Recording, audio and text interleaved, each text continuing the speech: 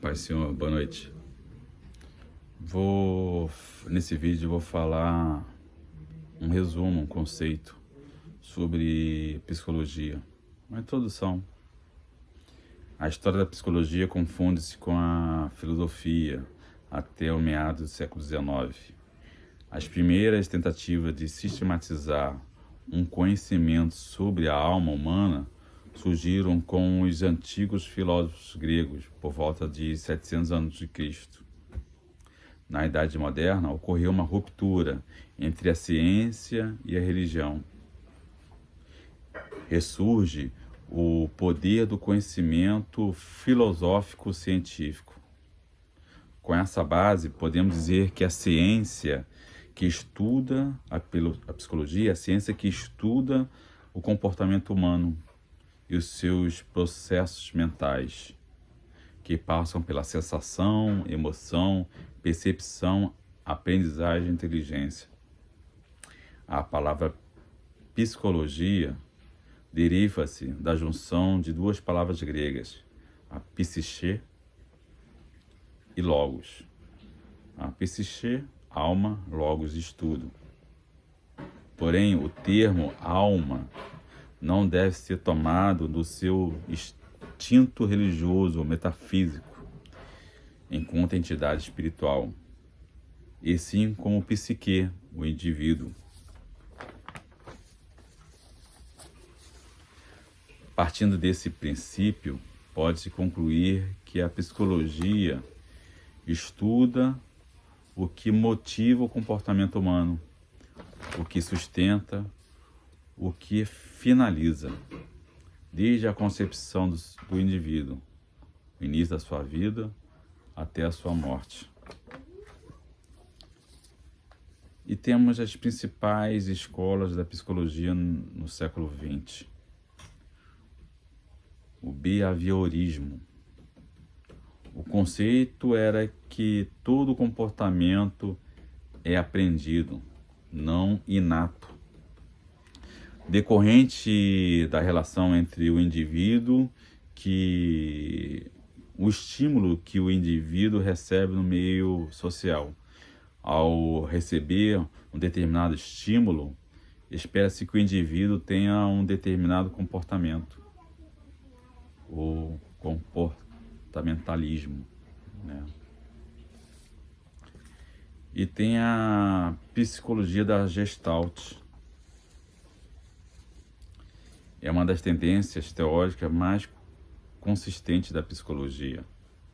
A Gestalt é uma palavra alemã que não tem tradução literal para o português, mas contém um sentido de forma, de um todo que se orienta para uma definição de uma estrutura organizada.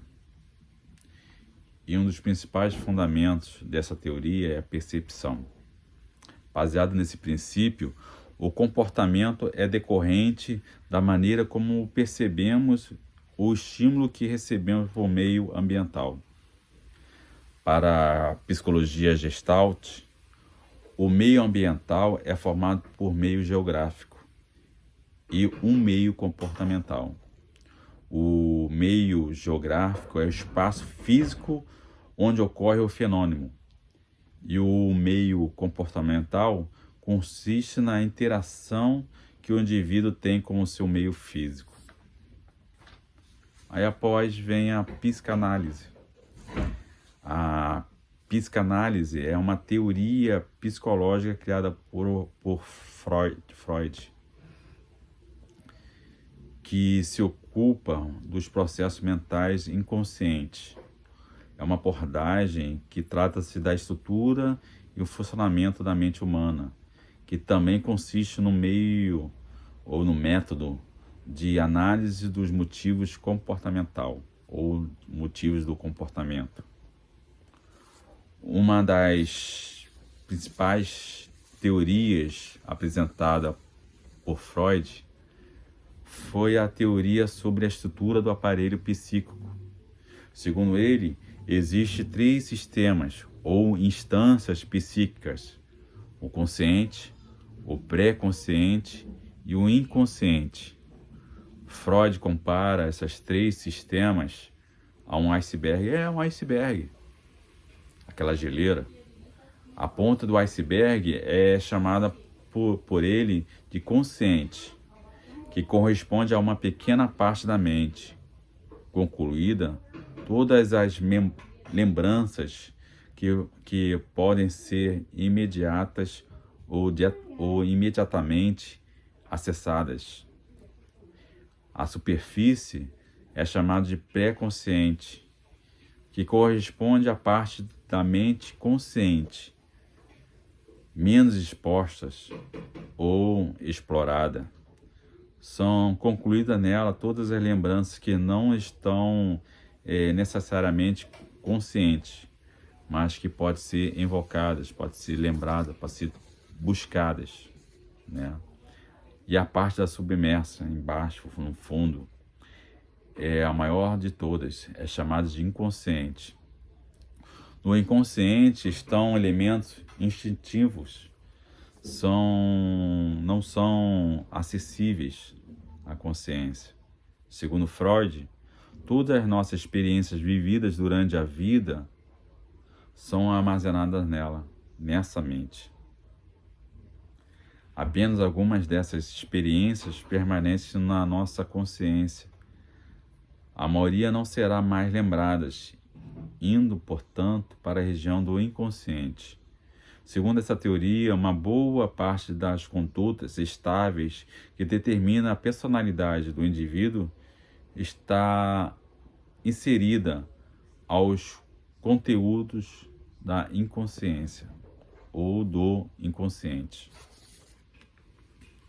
Para Freud, o comportamento é direcionado por meio de forças internas, chamada por ele de instintos ou libido, que fornece uma fonte fixa que continua de estímulo consciente ou inconsciente.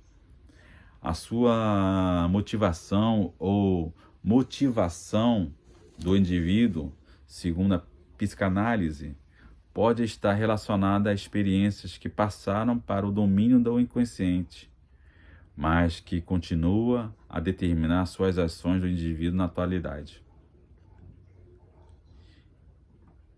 E na introdução pastoral?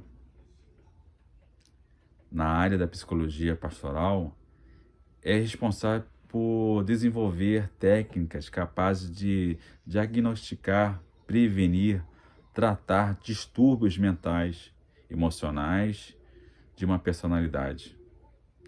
O campo da psicologia pastoral aplica-se a aprimorar as técnicas a partir de uma vertente religiosa. Nela pode-se aprender teorias e conceitos pertinentes ao homem, explicações acerca do seu desenvolvimento, como se manifestam suas potencialidades e capacidades, além de estabelecer manejos e possibilidades de facilitarem o cuidado com pessoas com sofrimentos ou em sofrimentos, com depressões, ansiedade. Mas na sua essência, na sua tarefa, é uma ciência que auxilia a teologia pastoral e serve diretamente para assistência espiritual e prática. Eu espero que você tenha entendido esse pequeno resumo da psicologia na atividade pastoral